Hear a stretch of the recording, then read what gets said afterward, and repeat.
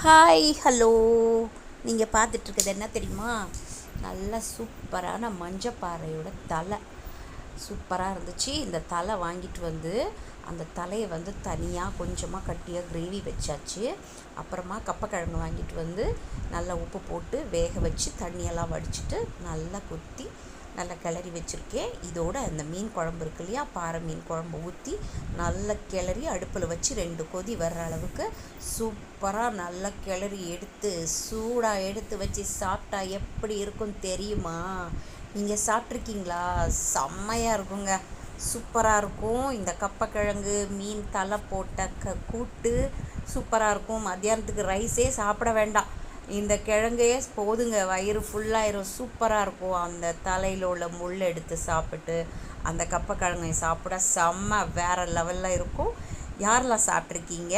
Video பிடிச்சிருந்தா like பண்ணுங்கள், share பண்ணுங்கள், கமெண்ட் பண்ணுங்கள், மறக்காமல் சப்ஸ்கிரைப் பண்ணுங்கள். சூப்பரான கப்பக்கிழங்கு மீன் தலை போட்ட கூட்டு. பாய்.